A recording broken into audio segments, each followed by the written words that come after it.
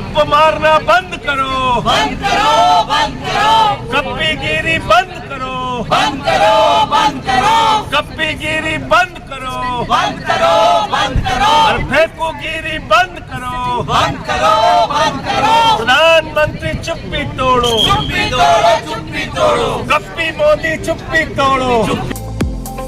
मणिपुर तशद्दुद के मामले में बोलने पर इंडिया के एमपी संजय सिंह को सस्पेंड किया गया। मणिपुर तशद्दुद के मामले में सदन में बोलने के दौरान आम आदमी पार्टी के सांसद संजय सिंह को सदन में दाखिल होने पर रोक लगा दिया गया, जिसके बाद से संजय सिंह पार्लियामेंट के अहाते में गांधी मुजस्समे के सामने धरने पर बैठ गए। संजय सिंह के धरने पर बैठने पर बीजेपी मुखालिफिन 26 सियासी जमातों के एमपी और लीडरान उनके हिमायत में आज सामने आ गए।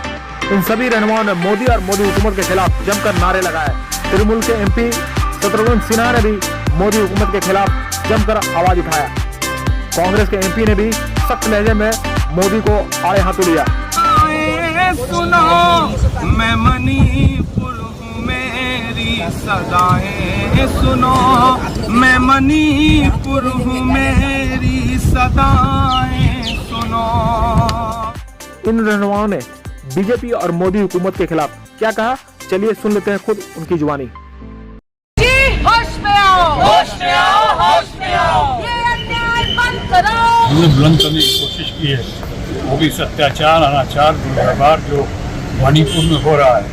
और मणिपुर में जो ज्वलंत है, प्राथमिकता होनी चाहिए, उस पर चुप्पी साथ तो उस पर नहीं बोलते या रिएक्ट करके 80 दिनों के बाद रिएक्ट करते हैं। वो भी जब सुप्रीम कोर्ट की फटकार मिलती है और वीडियो सरेआम आ जाता है, उसके बाद वो हरकतें करते हैं और उसके बाद जब जवाब देते नहीं बनता, पार्लियामेंट के बाहर बोलते हैं। और जब हमारे अपने लोग, चाहे संजय सिंह हो, चाहे राघव चड्ढा हो, चाहे सुशील जी हो, चाहे जितने हमारे नेतागण, खड़गे साहब हो, सब लोग जब आवाज़ बुलंद करते हैं पार्लियामेंट में, तो उनको उनके खिलाफ क्या क्या इल्ज़ाम लगाते हुए उनकी बातों को नहीं सुनना, दबाना और ये कहते कि विपक्ष चर्चा से भाग रहा है, अधूरा सत्य है। यहाँ विपक्ष चर्चा से नहीं भाग रहा है, विपक्ष नियमानुसार जो चर्चा होनी चाहिए, जिसके लिए इन्होंने 27 का नोटिस, हाँ 267 का जो नोटिस दिया हुआ है, जिसमें सरेआम सारे दिन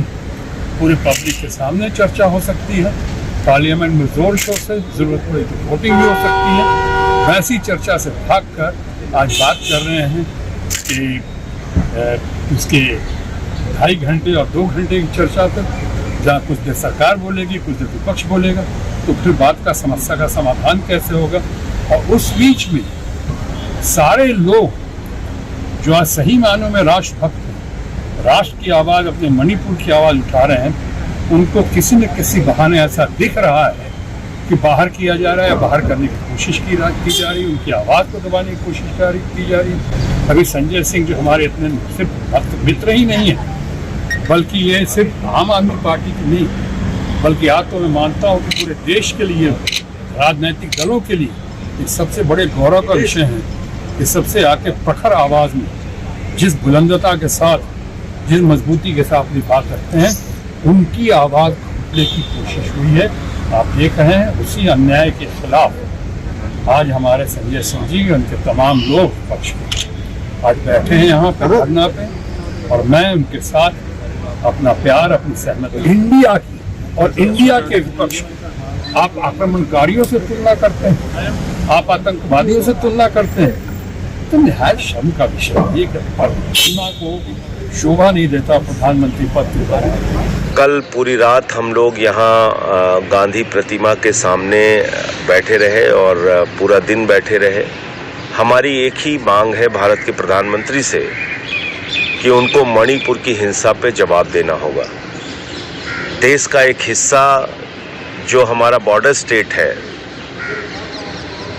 ऐसे राज्य के अंदर अगर 80-90 दिनों से हिंसा चल रही है तो प्रधानमंत्री जी खामोश कैसे रह सकते हैं। देश के केंद्रीय मंत्री का घर जला दिया गया, राज्य की महिला मंत्री का घर जला दिया गया, छोटे छोटे बच्चों का कत्ल हो रहा है, बुजुर्गों का कत्ल हो रहा है, नौजवानों का कत्ल हो रहा है, महिलाओं के साथ गैंग रेप हो रहा है। और जो सबसे ज़्यादा शर्मसार करने वाली तस्वीर आई, तो महिलाओं को नंगा करके परेड कराया जा रहा है। उसमें एक महिला है जिसका पति कारगिल युद्ध में हिस्सा ले चुका है। आप कल्पना कीजिए, रिटायर्ड सूबेदार सेना का वो ये कह रहा है कि मैंने कारगिल युद्ध में हिस्सा लेके देश की तो रक्षा कर ली, लेकिन अपनी पत्नी की रक्षा नहीं कर पाया। ये 140 करोड़ हिंदुस्तानियों को शर्मसार करने वाला, उनका सर शर्म से झुकाने वाला बयान है। और हम सब के अंदर अगर जरा सी भी संवेदना है तो आज जरूरत है उस कारगिल के योद्धा के साथ खड़े होने की। आज जरूरत है मणिपुर की महिलाओं के साथ खड़े होने की। और इसलिए हम लोग ये अपना प्रोटेस्ट, ये अपना आंदोलन जारी रखेंगे बापू की प्रतिमा के आगे। और मैं अभी भी भारत के प्रधानमंत्री से अनुरोध कर रहा हूं कि आप आइए और सदन में बताइए कि आप कैसे वहां पे शांति की बहाली करेंगे। वहां तो डबल इंजन की सरकार है, प्रदेश में भी बीजेपी है, देश में भी बीजेपी है। और आपके मुख्यमंत्री खुद कह रहे हैं कि सैकड़ों ऐसी घटनाएं हो चुकी हैं। मतलब इनको शर्म भी नहीं आती कि मुख्यमंत्री खुद से स्वीकार कर रहा है कि ऐसी तो सैकड़ों घटनाएं वहां पर हुई है। तो इसके लिए जवाबदेही किसकी है? तो प्रधानमंत्री को सदन में आके जवाब देना चाहिए। पूरा देश उनकी ओर देख रहा है। चीता आ जाए तो उनके पास कई दिन फोटो खिंचाने की फुर्सत रहती है, उनको रेलवे की झंडी दिखाने की फुर्सत रहती है, उनको दुनिया भर की सैर करने की फुर्सत रहती है। और देश का एक हिस्सा जल रहा है, वहाँ महिलाओं के साथ गैंग रेप हो रहा है। आप बेटी बचाओ बेटी पढ़ाओ का नारा देते हैं, आप मणिपुर के विषय में नहीं बोलेंगे। तो हमारा ये सवाल है। मोदी सरकार तानाशाही की आखिरी हद को पार कर चुकी है। मणिपुर जल रहा है। मणिपुर में महिलाओं को निर्वस्त्र कर उनके साथ पुलिस की मौजूदगी में सामूहिक बलात्कार होता है। पुलिस से छुड़वाकर लोगों का सर धड़ से अलग किया जा रहा है। और जब संसद के अंदर समूचा विपक्ष उस बात की आवाज को उठाता है तो बजाय मणिपुर पर आकर जवाब देने के प्रधानमंत्री जो हैं और उनकी सरकार जो है वो सदन के सदस्यों को पूरे सदन के लिए बाहर निकाल रही है।